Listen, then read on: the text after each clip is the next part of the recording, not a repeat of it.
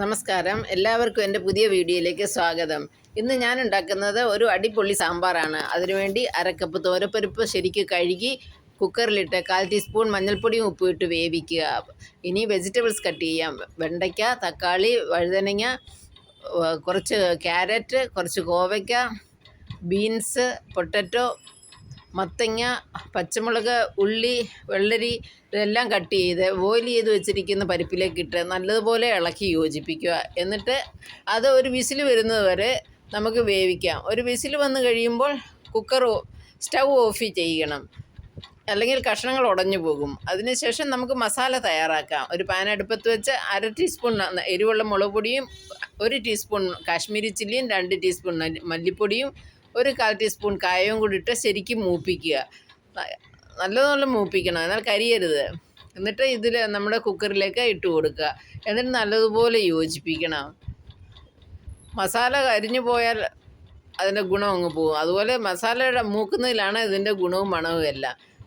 എന്നിട്ട് ഇതിലേക്ക് ഒരു 2 ടീസ്പൂൺ സാമ്പാർ മസാലപ്പൊടിയും ചേർക്കാം. എന്നിട്ട് ഒരു ചെറിയ നെല്ലിക്ക വലിപ്പത്തിൽ പുളിയും പിഴിഞ്ഞ് ഒഴിക്കണം. എന്നിട്ട് ഇത് എല്ലാം കൂടെ ഇളക്കി യോജിപ്പിച്ചിട്ട് ഒരു 2 മിനിറ്റ് വീണ്ടും തിളപ്പിക്കണം. എന്നാലേ കഷ്ണത്തിലൊക്കെ മസാല പിടിക്കൂ. ഇതിനുശേഷം ഉപ്പൊക്കെ ചെക്ക് ചെയ്യുക, കുറവുണ്ടെങ്കിൽ ഇടുക. ഇനി നമുക്ക് ലാസ്റ്റിൽ കടുക് വറക്കാം. കടുക് വറക്കാൻ വേണ്ടി 2 ടീസ്പൂൺ വെളിച്ചെണ്ണ ഒഴിച്ചിട്ട് ഒരു 1/2 ടീസ്പൂൺ കടുകിട്ട് പൊട്ടുമ്പോൾ ഒരു 1/4 ടീസ്പൂൺ ഉലുവയും 1/4 ടീസ്പൂൺ ജീരകം ഇട്ട് പൊട്ടിക്കുക. അതിലേക്ക് ഒരു 5-6 വെളുത്തുള്ളി അല്ലി ചെറുതായിട്ട് ചോപ്പ് ചെയ്ത് ഇട്ട് മൂപ്പിക്കണം. വെളുത്തുള്ളി വളരെ നല്ലതാണ് സാമ്പാറിലേക്ക്. അത് മൂക്കുമ്പോൾ നല്ലൊരു മണം കിട്ടും.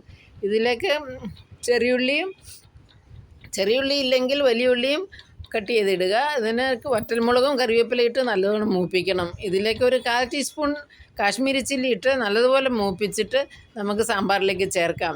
ലാസ്റ്റിൽ ഇങ്ങനെ കാശ്മീരി ചില്ലി ഇട്ടാൽ ആ സാമ്പാറിനും എല്ലാത്തിനും കറികൾക്കൊരു നല്ല കളറ് കിട്ടാൻ സഹായിക്കും.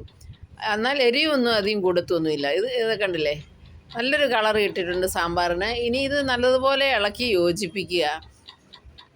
കണ്ടില്ലേ, കഷ്ണങ്ങളൊന്നും അധികം ഉടഞ്ഞു പോയിട്ടൊന്നുമില്ല, നല്ല കളറായിട്ടുണ്ട്. അങ്ങനെ നമ്മുടെ സാമ്പാർ റെഡി ആയിട്ടുണ്ട്. ഇതിലേക്ക് ഇനി കുറച്ച് മല്ലിയില ഇട്ട് അടച്ചു വെക്കണം, അല്ലെങ്കിൽ ഇതിൻ്റെ ഗുണവും മണവും എല്ലാം പോകും. എന്നിട്ട് നമുക്ക് ചൂടോടെ സാമ്പാർ ചോറിൻ്റെ കൂടെയോ ഇഡ്ഡലിയുടെ കൂടെ കഴിക്കാം. Thank you for watching.